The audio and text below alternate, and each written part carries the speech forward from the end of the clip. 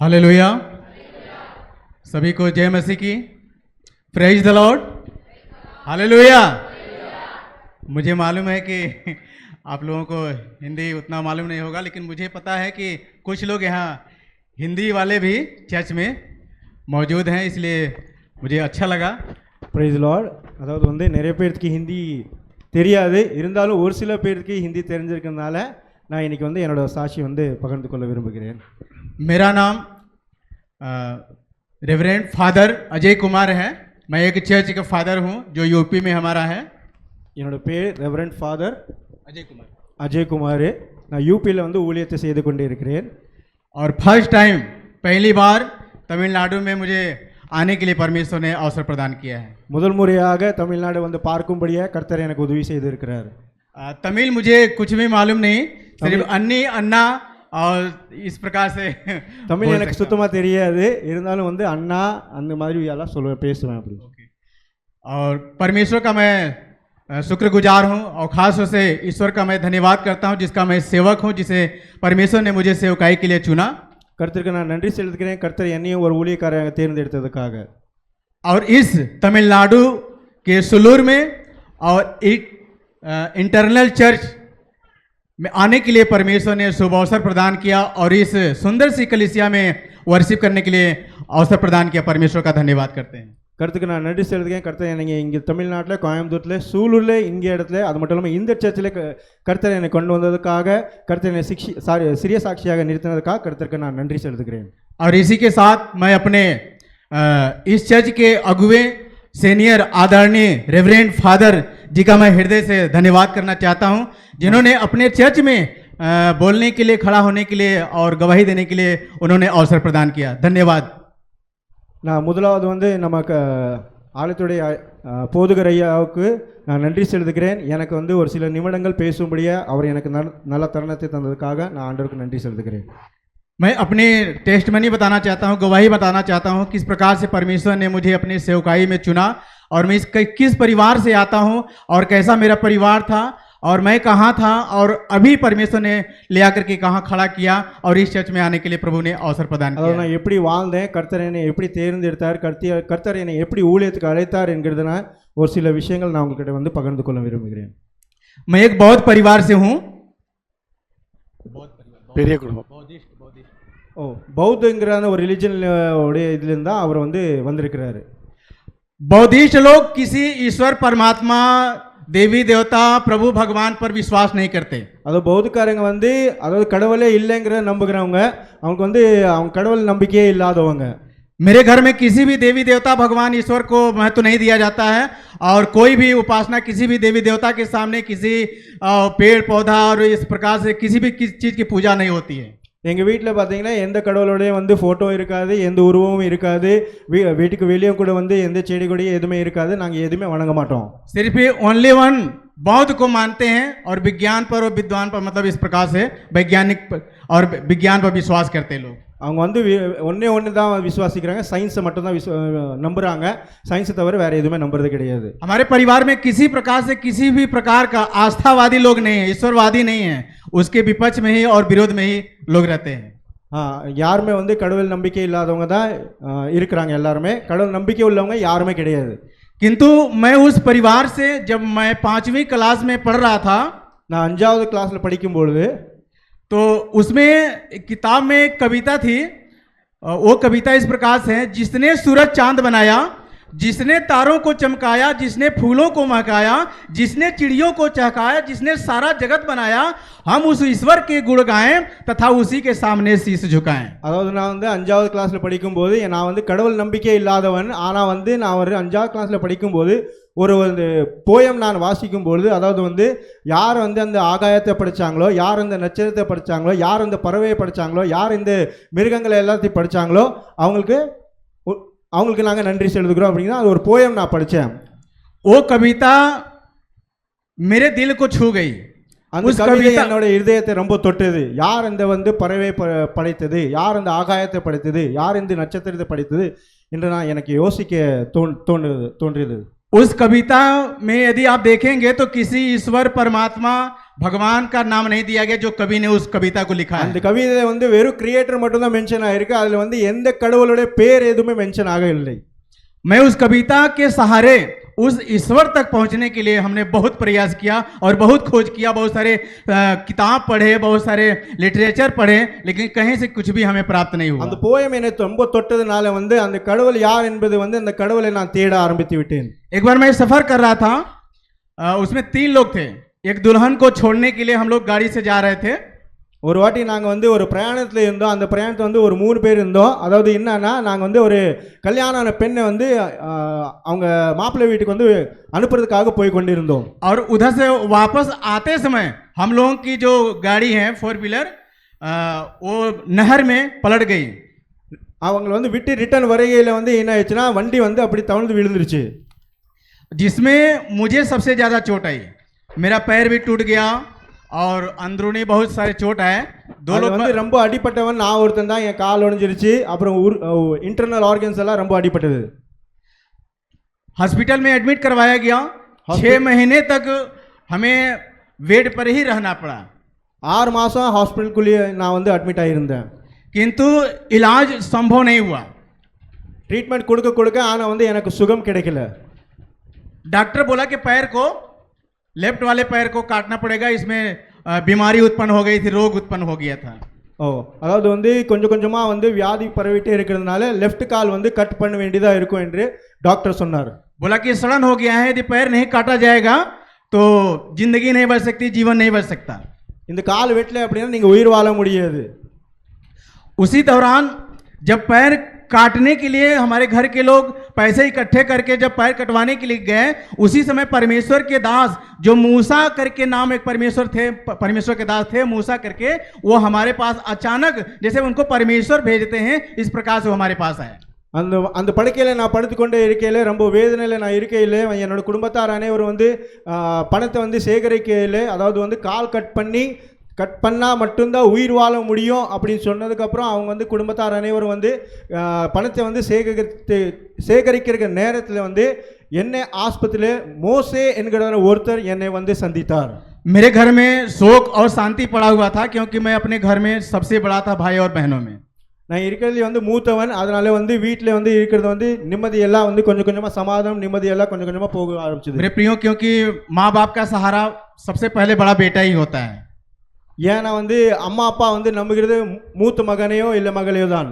निराश होकर के हमारे घर के पूरे परिवार और सदस्य लोग पैर कटवाने के लिए पैसे इकट्ठा किए और लेकर के जाने वाले थे। अचानक परमेश्वर ने अपने दास को हमारे पास भेजा। அந்த நேரத்தில் தான் வந்து அவன் காசெல்லாம் வந்து சேகரித்து வந்து கால் கட் பண்ணலாம் என்கிற நினைக்கிற நேரத்தில் தான் மோசேங்கிறதான ஒரு மனிதன் என்னை வந்து சந்திச்சார். और वो हमारे पास आए और उन्होंने सुसमाचार दिया और प्रभु यीशु मसीह के विषय में बताया। न्यू टेस्टामेंट से उन्होंने बताया कि एक सच्चा जीवित परमेश्वर ने जिन्हें सूर्य चांद तारों को बनाया है और जिन्हें अंधों को रोशनी दिया है, बहरों को कान दिया है, गूंगों को बोली दिया है, लंगड़ों को चलाया है, इस प्रकार से हमें उन्होंने संदेश दिया। அவர் வந்து என்னை சந்திச்சு வந்து அவர் வந்து எனக்கு சுவிசேஷத்தை அறிவிச்சாரு. அதாவது வந்து ஒரு கடவுள் இருக்கிறாரு, யார் வந்து அந்த காதை படிச்சாரோ, மூக்கை படிச்சாரோ, கண்ணை படிச்சாரோ, காலை படிச்சாரோ, அப்படி ஒரு கடவுளை தான் நான் வந்து உங்களுக்கு வந்து அறிமுகப்படுத்துகிறேன். वो प्रार्थना हमारे लिए किए और जब प्रार्थना करके हमारे घर के सदस्य लोग हॉस्पिटल में पहुंचे और वहां 2-3 पादरी और वहां पर प्रार्थना करने के लिए हॉस्पिटल में पहुंचे। जो डॉक्टर बताया था कि पैर काटना पड़ेगा, वही डॉक्टर बोला कि पैर काटना नहीं पड़ेगा, संभव इलाज है। हालेलुया, हालेलुया, ஹல்லேலூயா. அதாவது வந்து எந்த டாக்டர் வந்து கால் கட் பண்ணாதான் அவர் உயிர் வாழ முடியும் என்று சொன்னாரோ, அந்த மோசேங்கிற பிரதர் கூட வந்து இன்னும் ஒரு 2-3 பேர் வந்து ஜெபிக்க எந்த டாக்டர் கால் வெட்டணும்னு சொன்னாரோ அதே டாக்டர் வந்து கால் வெட்ட தேவை இல்லை என்று சொன்னார். ஹல்லேலூயா, हालेलुया, ஹல்லேலூயா, ஹல்லேலூயா. और उसी पैसे से जो पैसा हमारे पैर कटवाने के लिए लोग इकट्ठा किए थे, उसी पैसे से परमेश्वर की आशीष के द्वारा और परमेश्वर के दास के दुआ के द्वारा वो इलाज संभव हुआ और उसी डॉक्टर के द्वारा हमारा पैर का इलाज किया गया और इसमें रॉड डाला गया। अभी हमें पता नहीं चलता कि मेरे पैर में रॉड भी पड़ा है कि नहीं पड़ा है। मैं उछलता हूँ, डांकता हूँ, कूदता हूँ, दौड़ता हूँ, सब करता हूँ परमेश्वर की सेवा। 30 किलोमीटर 35 किलोमीटर पैदल चल करके हमने प्रभु के प्रचार और ஆமென், ஹல்லேலூயா. அதாவது எந்த காசுல வச்சு வச்சு கால் வெட்ட வேண்டும் என்ற ட்ரீட்மெண்ட்காக எந்த காசை வந்து சேகரிச்சாங்களோ அதே காசை வச்சு அவர் ஃபுல்லாக உடம்பு ஃபுல்லாக சரீரம் ஃபுல்லாக குணமாகும்படியாக அந்த ட்ரீட்மெண்ட் கொடுக்கும்படியாக கர்த்தர் உதவி செய்தார். இப்போ வந்து என்னால் நடக்க முடியுது. 35-40 கிலோமீட்டர் வரைக்கும் நான் நடக்கிறேன், ஓடுறேன், குதிக்கிறேன், எல்லாவற்றிலும் எல்லா தேவனுக்கு மகிமை உண்டாவதாக. परमेश्वर ने अद्भुत तरीके से मेरे जीवन में चंगाई दिया और उस चंगाई को हमने प्राप्त किया। और उससे बड़ी बात यह है कि जिस ईश्वर को मैं खोज रहा था, ढूंढ रहा था, वो ईश्वर मुझे प्राप्त हुआ पास्टर जी के द्वारा। ஹல்லேலூயா. எந்த கடவுளை நான் வந்து தேடிக்கொண்டே இருந்தேனோ அதே கடவுள் வந்து என்னை தேடி வந்து என்னை அரவணைச்சு எனக்கு சுகத்தை தந்தார், ஆரோக்கியத்தை தந்தார். ஹல்லேலூயா. जब मैं मसीह को ग्रहण कर लिया, चंगाई को प्राप्त कर लिया, तो मेरे घर के लोगों ने छोड़ दिया और मुझसे विपक्ष मेरे विरोध में रहने लगे. ஹல்லேலூயா. இவர் வந்து இப்படி ஒரு அற்புதத்தை பெற்றுக்கொண்டதுக்கு அப்புறம் ஆண்டவரை ஏற்றுக்கொண்டாரு. ஆண்டவரை ஏற்றுக்கொண்ட உடனே குடும்பத்தார் அனைவரும் வந்து இவரை வந்து வேர்க்க ஆரம்பித்தார்கள். जब डॉक्टर ने बोला कि कम से कम 3 महीने और बेड पर रहना पड़ेगा, परमेश्वर के दास के दुआ के द्वारा मेरे पैर में 1 महीने के अंदर ही चंगाई मिला और इसमें सामर्थ्य आ गया. ஆமென். ஹல்லேலூயா. எந்த டாக்டர் வந்து 3 மாசம் ஆகும் ட்ரீட்மெண்ட் எல்லாம் கொடுத்ததுக்கு அப்புறம் 3 மாசம் ஆகும் இவர் எழுந்து நடக்கிறதுக்கு, அதே டாக்டர் வந்து ஒரே மாசத்துல வந்து ட்ரீட்மெண்ட் கொடுத்த உடனே ஆண்டவர் வந்து ஒரு பரிபூர்ண சுகத்தை கட்டளையிட்டார். ஹல்லேலூயா. और उसी दौरान जब मैं घर पर इलाज करवा करके आया, परमेश्वर ने मुझे 3 दर्शन दिया और मैं उस दर्शन में क्या देखा कि मैं साइकिल चला रहा हूँ, एक व्यक्ति आगे बैठा हुआ, एक व्यक्ति पीछे, और ये यीशु का सुसमाचार है, यीशु की पर्ची है, लो सुनो, यीशु को जानो, परमेश्वर को जानो, उद्धार पाओ. வீட்டுக்கு திரும்பின உடனே வந்து ஆண்டவர் எனக்கு 3 தரிசனம் கொடுத்தார். அதுல ஒரு தரிசனம் என்ன அப்படின்னா, நான் சைக்கிள் ஓட்டி கொண்டு இருக்கிறேன், என்னோட ஒரு பொண்ணு வந்து முன்னாடி உட்கார்ந்திருக்கா, இன்னொரு பொண்ணு வந்து பின்னாடி உட்கார்ந்திருக்கா, நான் வந்து ஊரா வந்து ஆண்டவருடைய சுவிசேஷத்தை அறிவித்துக் கொண்டு இருக்கிறேன். और दूसरे दर्शन को हमने इस प्रकार से पाया, प्रभु यीशु मसीह श्वेत वस्त्र में आए और मेरे हाथ को उन्होंने पकड़ा और बोला, बेटा मेरे पीछे हो लो, मैं तुम्हें अपने पास लेकर के आना चाहता हूं. ஆமென். ஹல்லேலூயா. இரண்டாவது தரிசனம் என்னவென்றால் வந்து அதாவது வந்து ஆண்டவராகிய இயேசு கிறிஸ்து வந்து என்னோட கரங்களை பிடித்து நீ என்னை பின்பற்றி நான் உன்னை நடத்துவேன் என்று என்னோட ஊழியத்துக்கு என்று அவர் அழைத்தார். ஹல்லேலூயா.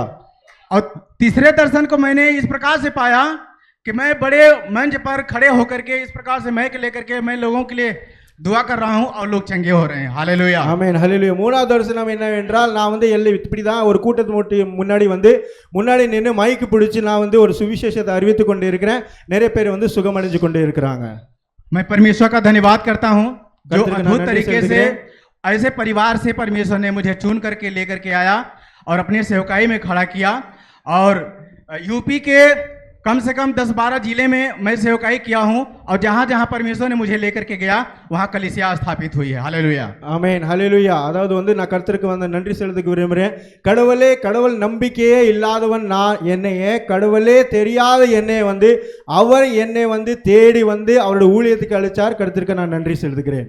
और अंत में हमें एक व्यक्ति ने झटका दिया, क्या तुम लोगों को बचा रहे हो? क्या तुम्हारा परिवार मसीह को जाना है, ईश्वर को जाना है? वो लोग उद्धार को प्राप्त किए जो उद्धार का संदेश पहुंचा रहे हो? நிறைய பேர் வந்து என்னை பார்த்து சொல்லியிருக்காங்க, அதாவது வந்து நீ வந்து ஆண்டவரை பற்றி சொல்றியே, ஆனால் வந்து உன் குடும்பத்தை ஒன்று ரட்சிக்கப்பட்டதா, குடும்பம் வந்து ஆண்டவரை ஏற்றுக்கொண்டதா என்று கேள்விகளை எழுப்பினார்கள். तो मैंने निर्णय लिया कि मैं अपने लोगों को बचा करके तब मैं सेवा में उतरूंगा. अदर जिले में सेवकाई करने के बाद मैं अपने गांव और जिले में पहुंचा और जहां जहां मंदिर था, जहां जहां गुरुद्वारा था, इस प्रकार से जो जहां जहां मूर्ति पूजा लोग करते थे उस जगह में भोर में जाकर के मैं उसके सामने हाथ खड़ा करके प्रार्थना करता था. ஹல்லேலூயா. அதாவது வந்து அவர் வந்து முடிவு பண்ணாரு, ஃபர்ஸ்ட் வந்து என் குடும்பம் ரட்சிக்கப்பட வேண்டும், அந்த குடும்பத்தை ரட்சிக்கிறதுக்காக என்ன செய்ய வேண்டுமோ அதை நான் செய்வேன். அதுக்கப்புறம் கொஞ்சம் கொஞ்சமாக மாற்றங்கள் வந்ததுக்கு அப்புறம் வந்து எங்கெல்லாம் விக்கிரகத்தை ஆராதித்து கொண்டிருந்தார்களோ அந்தந்த இடத்துல போய் நான் வந்து ஒரு பிளக்கார்டு மாதிரி கையில் வச்சுக்கிட்டு அங்கே இருக்கிறவங்களுக்காக நான் ஜெபித்து கொண்டு இருந்தேன். और जहां जहां मैं प्रार्थना किया प्रभु यीशु मसीह के नाम से, कहा जाता है कि जितना प्रार्थना, जितना परमेश्वर में पावर है उतना ही पावर हमारे दुआ में और प्रार्थना में होती है. ஆமென். நான் இங்கெல்லாம் போய் ஜெபிக்க ஆரம்பிச்சேனோ அங்கெல்லாம் ஆண்டவர் வந்து கொஞ்சம் கொஞ்சமாக வந்து கிரியைகளை நடப்பிக்க ஆரம்பித்தார். அது மட்டும் இல்லாமல் சொல்லப்பட்டிருக்கிறது, ஆண்டவரை விசுவாசிக்கிறவன் அவரை காட்டிலும் பெரிய காரியங்களை செய்வான். और आज जहां जहां मूर्ति पूजा, देवी देवा पूजा होती थी, आज वहां मंदिर में ताला लगा है, या तो वहां कोई देवी देवता और कोई मूर्ति वहां पर नहीं है और कोई वहाँ पूजा करने नहीं அதாவது जाता நான் है। எந்தெந்த இடத்துல போய் வந்து அந்த விக்கிரகங்களுக்கு முன்னாடி போய் ஜெபித்தனோ அந்த ஒரு சில இடங்களில் வந்து என்ன ஆயிருக்கு அப்படின்னா பூட்டப்பட்டிருக்குது, இல்லைன்னா அது வந்து இல்லாம போயிருக்குது. ஹalleluya हालेलुया।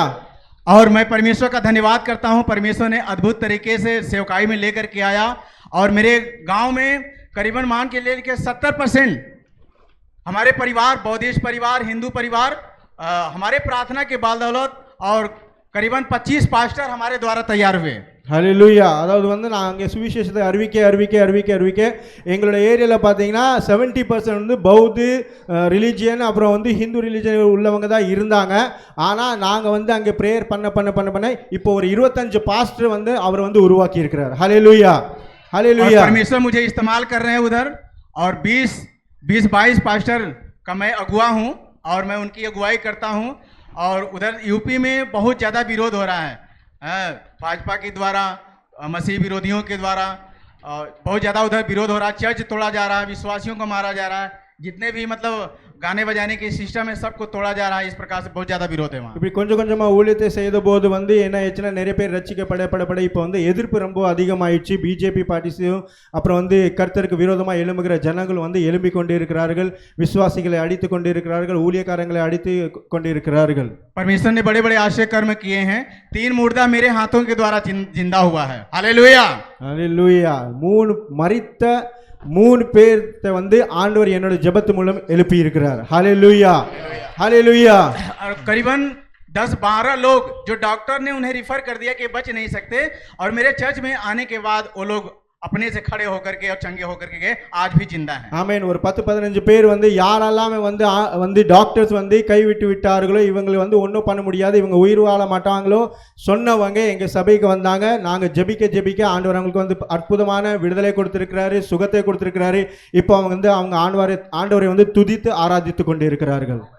जहाँ ज्यादा आश्चर्य कर्म और चमत्कार होता है, परमेश्वर कार्य करते हैं, वहाँ शैतान अपना काम करता है। लेकिन हमें डरने की जरूरत है। मैं डरता नहीं हूँ, लेकिन इतना विरोध होने के कारण कलीसिया में, चर्च में लोगों को आने नहीं दे रहे विरोधी लोग, इसलिए थोड़ा थोड़ा करके लोग आ रहे हैं। और आर्थिक स्थिति नाजुक होने की वजह से बच्चों के एजुकेशन में प्रॉब्लम होने लगा। इसके बाद मुझे कुछ सोचना पड़ा कि मुझे अपने बच्चों के एजुकेशन के लिए कुछ सोचना पड़ेगा। मैं इधर तमिलनाडु में सुलूर में आ गया। ஆமென்। சுவிசேஷத்து பெருக பிசாசானவன் சும்மா இருக்க மாட்டான். பிசாசானவன் ஏதோ ஒன்று செய்ய வந்து தூண்டுவான். அதாவது தடைகளை கொண்டு வர விரும்புவான், பிரச்சனைகளை கொண்டு வர விரும்புவான். இதே மாதிரி தான் வந்து அங்கே வந்து கொஞ்சம் கொஞ்சமாக எதிர்ப்பும் பிரச்சனைகள் வர ஆரம்பித்து விட்டது. நான் அப்போ கூட வந்து உறுதியாக நின்று கொண்டே இருந்தேன். ஆனால் வந்து அங்கே வந்து குழந்தைங்களை அடிக்க ஆரம்பிச்சிட்டாங்க, சபை விசுவாசிகளை வந்து அடிக்க ஆரம்பிச்சிட்டாங்க. இப்போ கொஞ்சம் விசுவாசிகள் தான் சபைக்கு வந்து கொண்டு இருக்கிறாங்க. பசங்களோட வந்து எஜுகேஷன் பாதிக்கப்பட்டதுனால தான் நான் வந்து இப்படி ஒரு முடிவு எடுத்து இங்கே தமிழ்நாட்டுக்கு வந்திருக்கிறேன். परमेश्वर का धन्यवाद हो। मैं किसी भी प्रकार का कोई भी कार्य नहीं किया। सेकुलर पढ़ाई कंप्लीट करने के बाद डायरेक्टली परमेश्वर ने मुझे अद्भुत तरीके से अपनी सेवकाई में लेकर के आया। पहली दफ़ा इस तमिलनाडु में आकर के सिक्योरिटी जॉब करने के लिए ऐसा मतलब मौका इस प्रकार से आया है। ஆமென் ஹalleluya। இங்கே வந்ததுக்கு அப்புறம் வந்து ஆண்டவர் வந்து இந்த தமிழ்நாட்டில் முதல் முறையாக வர கர்த்தர் உதவி செய்தார். அது மட்டும் இல்லாமல் வந்து இங்கே ஒரு கம்பெனியில் வந்து ஒரு செக்யூரிட்டியாக ஒரு வேலை பார்க்க கர்த்தர் எனக்கு உதவி செய்து கொண்டு இருக்கிறார். मैं धन्यवाद करता हूँ इस सुंदर कलीसिया के लिए, इस कलीसिया में, इस चर्च में आने के लिए परमेश्वर ने अवसर प्रदान किया। और ஆண்டவர் வந்து இப்படி ஒரு அற்புதமான சபையில் எனக்கு கொண்டு வந்ததுக்காக நான் ஆண்டவருக்கு நன்றி செலுத்துகிறேன். आप लोग हमारे चर्च के लिए, हमारे यूपी राज्य के लिए प्रार्थना करें, क्योंकि वहाँ इतना ज़्यादा विरोध है, चर्च को तोड़ा जा रहा है, विश्वासियों को चर्च में आने नहीं दे रहे लोग। हमारा भी मतलब चर्च को डैमेज कर दिया लोग, तोड़ करके बाथरूम को तोड़ दिया उन्होंने। इस प्रकार से हम लोग के रहने का, खुद का रहने के लिए नहीं, चर्च के पीछे मतलब एक करकट का बना करके हमारा उधर परिवार रह रहा है और चर्च उधर हमारी मैडम जी चला रही है। ஆமென் ஹalleluya। அதாவது வந்து நீங்கள் வந்து எங்களுக்காகவும் எங்களோட சபைகளுக்காகவும் எங்களோட ஊழியத்துக்காக ஜெபித்து கொள்ளுங்கள். ஏன்னா அங்கே நிறைய எதிர்ப்பு வந்து எழும்பி கொண்டே இருக்கிறது. எங்கள் சபைக்கு பின்னாடி தான் ஒரு குடிசை மாதிரி ஒரு சின்னதாக ஒரு கட்டிட்டு என்னோட குடும்பம் அங்கே வாழ்ந்து கொண்டிருக்கிறது. இன்னும் வந்து என்னோட மனைவி ஊழியத்தில் இருக்காங்க, அந்த ஊழியத்தை தாங்கி கொண்டு இருக்கிறாங்க. मुझे विश्वास है कि यहाँ आने के बाद परमेश्वर ने हमें बड़ी आशीष देने जा रहा है। आर्थिक, नैतिक, भौतिक और आत्मिकता में परमेश्वर वहाँ पर जागृति लाने के लिए जा रहा है। ये हमारा विश्वास है इस चर्च के माध्यम से। நான் நம்புகிறேன், நான் விசுவாசிக்கிறேன். இப்படி ஒரு அற்புதமான சபையிலே ஆண்டவர் என்னை கொண்டு வந்திருக்கிறாங்க. இதுக்கு ஒரு நோக்கம் இருக்குது. ஆண்டவர் நிச்சயமா என்னோட வாழ்க்கையில் अद्भुतங்களையும் அதிசயங்களையும் செய்வார் என்று நான் நம்புகிறேன், விசுவாசிக்கிறேன். परमेश्वर का धन्यवाद हो। मेरे लिए प्रार्थना करें, मेरे कलीसिया के लिए, मेरे जिले की कलीसिया के लिए, हमारे पादरी लोगों के लिए, हमारे विश्वासियों के लिए, सबके लिए प्रार्थना करें। परमेश्वर सहायता करे और विरोध खत्म हो और लोग उद्धार पाएं, जीवन पाएं और परमेश्वर को जाने। ஆமென், ஹல்லேலூயா. எனக்காகவும் என் குடும்பத்துக்காகவும் என் சபைக்காகவும் ஊழியத்துக்காகவும் நீங்கள் எல்லாரும் உங்களுடைய ஜெபத்தில் என்னை வந்து நினைத்துக் கொள்ளுங்கள், ஜெபித்துக் கொள்ளுங்க. கர்த்தருக்கு நன்றி. धन्यवाद। கர்த்தர் என்னை சிறிய சாட்சியாக இருக்கிறதற்கு கர்த்தருக்கு நன்றி சொல்கிறேன். ஆமென்.